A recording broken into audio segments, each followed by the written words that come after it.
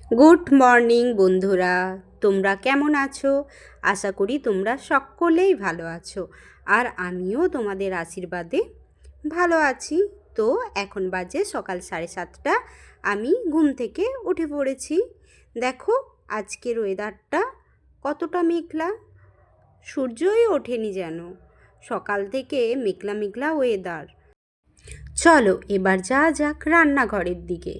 সবার প্রথমে আমি রান্নাঘরে দুটো জানালার খুলে দিই, কারণ সারা রাত বন্ধ থাকে তো একটা তো গুমোট ভাব থেকেই যায়।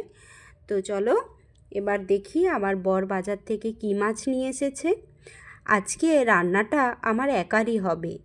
আজকে যদিও সানডে, বরের ডিউটি আছে, কিছু করার নেই। যদিও প্ল্যান ছিল আলাদা, কিন্তু হলো না, কি আর করা যাবে। তো দেখি এই যে চিংড়ি মাছ নিয়ে এসেছে, তো এটাকে বেছে ধুয়ে তো আমাকে রেডি করতে হবে। সত্যি কথা বলতে বন্ধুরা, আমি না এর আগে কোনো দিনও এই চিংড়ি মাছ বাছা ধোয়া করিনি। তো আমি সিরিয়াসলি জানি না কিভাবে এই মাছটাকে বাছতে হয়। তাই জন্য আমি এই যে পাশের রুমের বৌদিকে একটা ভিডিও কল করলাম, সে আমাকে দেখিয়ে দিল কিভাবে মাছটাকে বাছাবাছি করতে হয়। তো আমি সেই অনুযায়ী বেছে নিচ্ছি আর কি।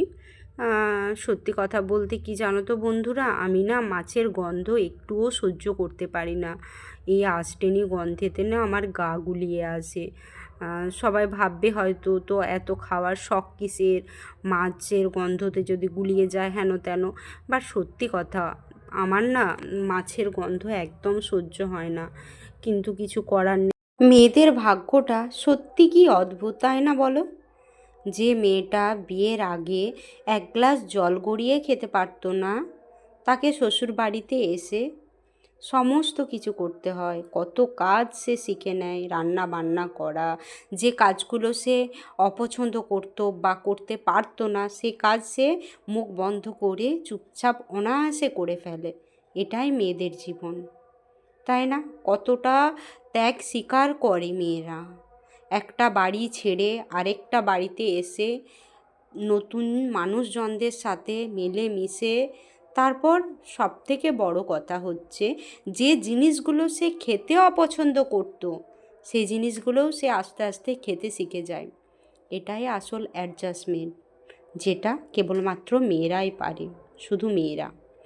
দেখো তারপর আমার মাছটা ধোয়া বাছা হয়ে গেছে। তো আমি পটল চিংড়ি করব ভাবলাম, তাই জন্য এখানে আমি 4-5টা পটল নিয়ে নিয়েছি। তো সেগুলোকেই আমি এখানে কেটে নিচ্ছি। আমি বুটিতেই ভালোভাবে কাটতে পারি, ছুরিতে অতটাও ভালোভাবে কাটতে পারি না। তো সেই জন্য আমি এখানে একটা বটি কিনে নিয়েছি।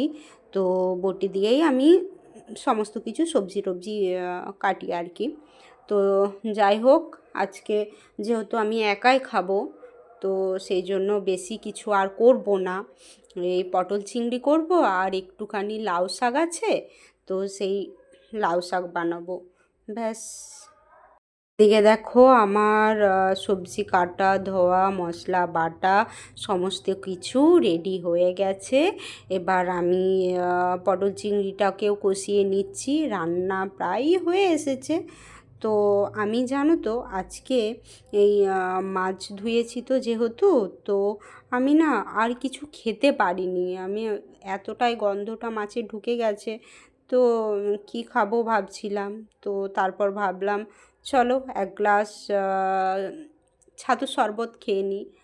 তো সেই জন্য আমি এক গ্লাস ছাতুর শরবত খেয়ে নিচ্ছি। তারপর দেখি রান্না করে যদি ভাত একটু খেতে পারি তো তখন খাবো। তো চলো আজকের মতো বাই।